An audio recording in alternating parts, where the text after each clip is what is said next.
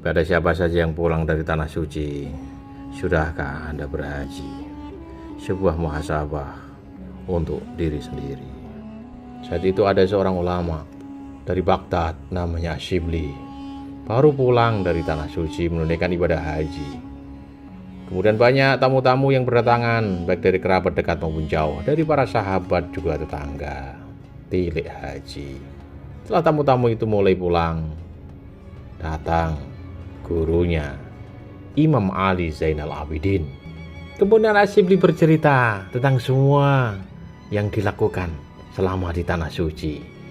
Begitu ia sudah selesai bercerita panjang lebar, gurunya Imam Ali Zainal Abidin bertanya, "Wahai Shibli, alhamdulillah rukun Islam sudah kau sempurnakan. Sebuah kenikmatan yang hanya sedikit dari muslim yang bisa menunaikan. Bolehkah saya bertanya sesuatu padamu, wahai Shibli? Apa yang kau lakukan dan pengalaman apa yang kau dapatkan saat engkau berada di Mikot?" Mendapat pertanyaan ini, Shibli nampak sedikit bingung. Setelah beberapa detik terdiam, ia lalu menjawab pelan, "Sebagaimana muslim yang lain saat di Mikot, saya menanggalkan semua pakaian yang berjahit, kemudian mandi dan sholat sunnah ihram 2 rakaat. Ketika engkau berhenti di Mikot, apakah engkau merasa bahwa di tempat itu engkau seperti bertemu dengan malaikat maut? Tubuh dan dagingmu yang selama ini kau puja, segera akan kau tinggalkan di alam fana. Lalu tubuh itu kau mandikan sendiri dengan kedua tangan, lalu kau lilit dengan 2 helai kain kafan, dan segera kau solati sendiri jenazah tubuhmu itu. Apakah kau belum merasa bahwa engkau waktu itu dalam keadaan mati, tetapi tanganmu masih bisa memandikan tubuhmu sendiri? Tanganmu masih bisa melilitkan 2 helai kain kafan, dan tubuhmu yang tergeletak kaku di Mikot masih bisa kau selati sendiri. Sementara saudara-saudaramu yang lain yang tak jauh dari tempatmu itu terbujur kaku saat demikian. Ia terpaksa dimandikan, dililit kain kafan, dan disolati.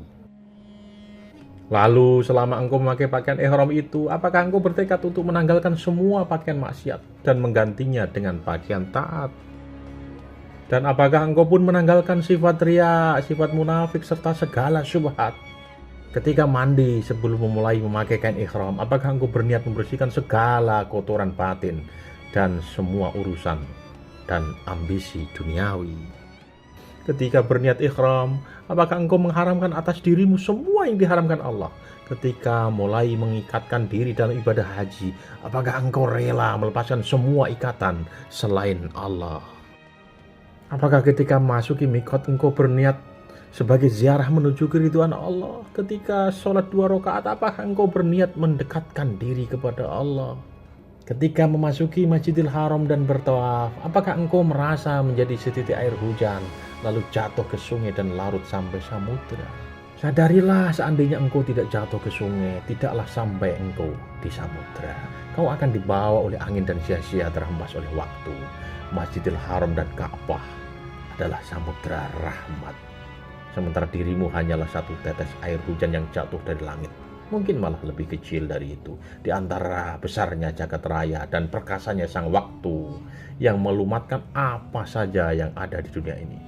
Lalu apakah engkau berniat mengharamkan dirimu dari segala macam kesia-siaan? Ketika sampai di Mekah, apakah engkau bertekad untuk menjadikan Allah satu-satunya tujuan? Sesungguhnya engkau belum memasuki Masjidil Haram jika belum merasa itu semua. Kau belum bertemu Ka'bah, kau belum sholat pula di sana.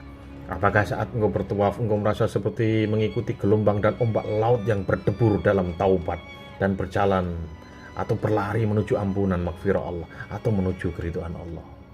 Jika belum, kau belum bertawaf dan belum pula menyentuh rukun-rukunnya.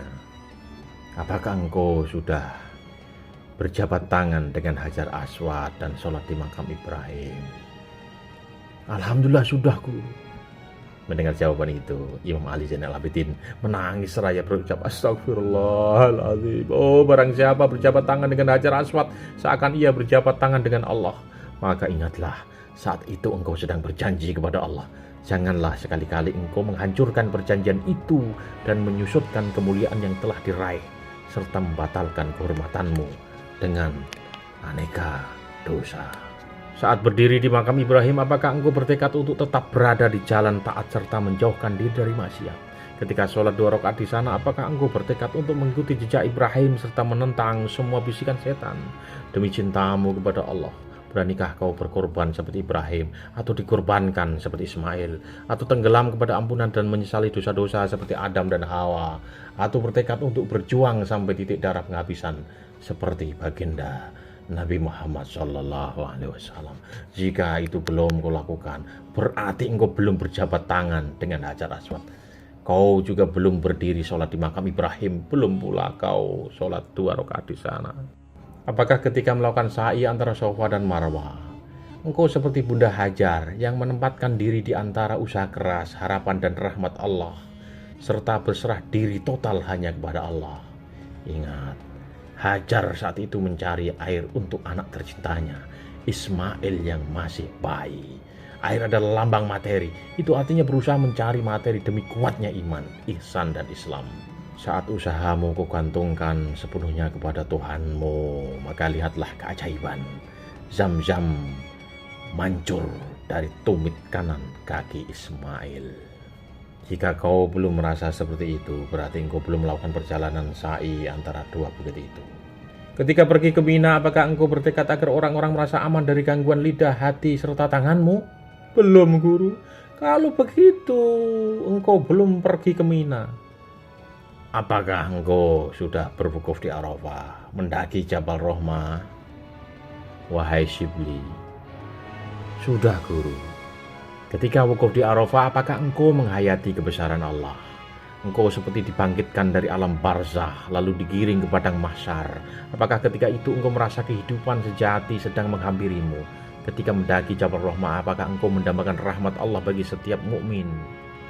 Jika itu belum kau rasakan, engkau belum wukuf di Arafah, engkau belum mendaki Jabal Rahmah. Ketika berangkat ke Musdalifah, apakah engkau berniat membuang jauh segala maksiat serta bertekad untuk beramal yang diridhoinya? Ketika melewati Masyaril Haram, apakah engkau mengisyaratkan untuk bersyiar seperti orang-orang takwa kepada Allah? Ketika engkau sampai di Mina, apakah engkau yakin telah sampai di tujuan dan Tuhanmu telah memenuhi semua hajatmu? Ketika melempar jumur, apakah engkau meniatkan untuk melempar dan memerangi iblis, musuh besarmu, dengan 7 batu jamarat, karena hari-harimu sebanyak 7 hari, 3 jamarat, ula, wusta, dan akobah, sebagai lambang dari kelewat batasnya hamba Allah seperti Fir'aun, Qarun, dan Namrud. Ketika mencukur rambut atau tahalul, apakah engkau bertekad untuk mencukur segala kenistaan? Ketika memotong hewan kurban, apakah engkau bertekad untuk memotong urat ketamakan, memotong sifat-sifat kebinatangan yang ada pada dirimu, serta mengikuti teladan Ibrahim yang rela mengorbankan apapun demi Allah? Ketika kembali ke Makkah dan melakukan tawaf Allah, apakah engkau meniatkan semua hidupmu berpusat dari rahmat Allah kembali dan berserah kepadanya?